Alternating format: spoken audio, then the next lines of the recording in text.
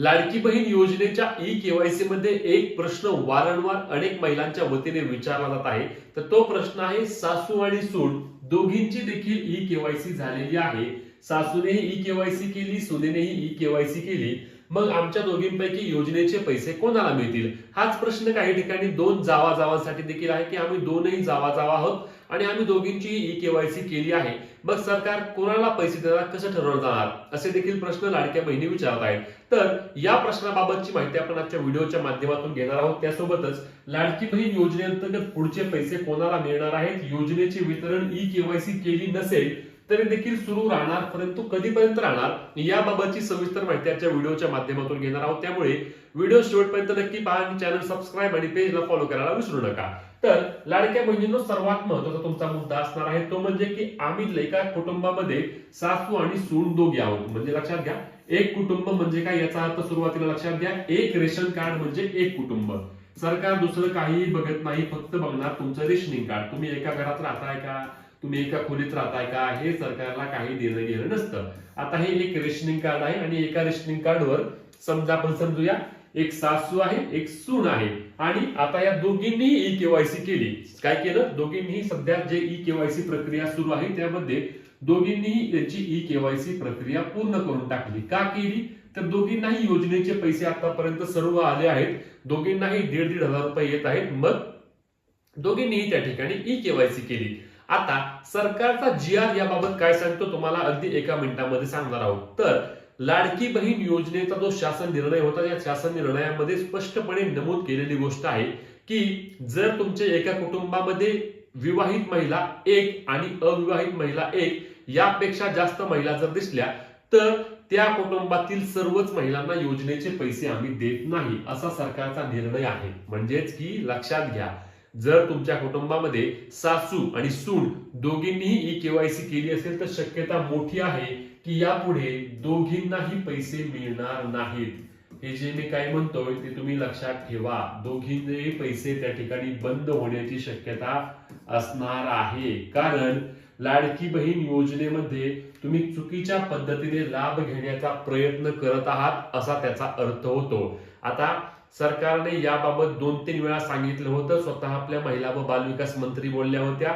जी-आर देखील परत एकदा प्रकाशित करण्यात आला होता आणि त्या जी-आर मध्ये सांगण्यात आलं होतं की लाडकी बहीण योजनेची तुम्ही ई-केवायसी करताय किंवा योजनेचा लाभ घेताय तर एका कुटुंबामध्ये एक विवाहित आणि एक अविवाहित यापेक्षा जास्त महिला नसाव्यात.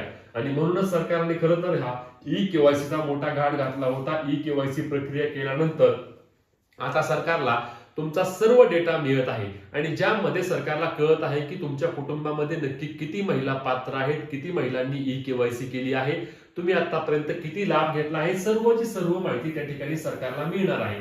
समजून घ्या मी काय सांगतोय, जेणेकरून तुमच्या डोक्यात पूर्ण गोष्टी येतील. लाडकी बहीण योजनेमध्ये सर्वाधिक जास्त महिला, साधारणपणे तो आकडा एक 26 लाख महिलांचा होता. 26 लाख महिलांना लाडकी बहीण योजनेमधून डायरेक्ट अपात्र करण्यात आलं होतं. जून महिन्यामध्ये हा निर्णय झाला होता आणि हा जून महिन्यामधला निर्णय कशामुळे झाला होता तर यामध्ये एका कुटुंबात 2 पेक्षा जास्त लाडक्या बहिणीने लाभ घेतल्यामुळेच जास्त महिला बाद झाल्या होत्या. यामध्ये अनेक महिलांनी हा देखील प्रश्न उद्भवला की 2 विवाहित असल्या तरी चालू द्या, 2 विवाहित आहेत, 2 जावा आहेत, दोघींनाही पैसे मिळतात, दोघींनीही ई-केवायसी केली, तेव्हा देखील सरकारच्या वतीने अशा रेशनिंग कार्डवरच्या सर्व महिलांना त्या ठिकाणी बाद करण्यात आलं होतं. म्हणजे तुमच्या कुटुंबामध्ये 2 विवाहित आहेत, 3 विवाहित आहेत, तिघीही लाडकी बहीण योजनेचा लाभ घेत आहेत, सरकारने डायरेक्ट सगळ्यांना अपात्र करून योजनेचे पैसे थांबवले होते.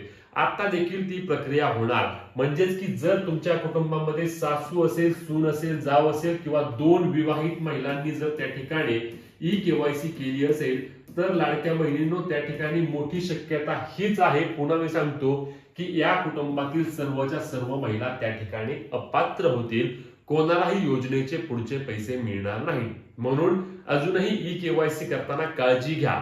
तुम्ही सासू सून असेल तुमचं तुम्ही ठरवा कोणाला यापुढे योजनेचे पैसे चालू ठेवायचे आणि त्या पद्धतीने एकीची ई-केवायसी करायला जा.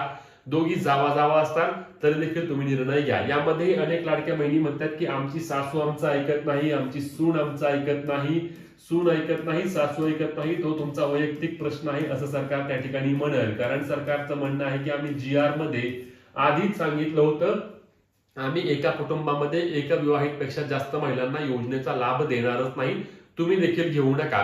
परंतु इलेक्शनच्या वेळी सर्वांनी फॉर्म भरले होते. लक्षात घ्या, सध्या विषय काय होणार आहे ते थोडे समजून घ्या.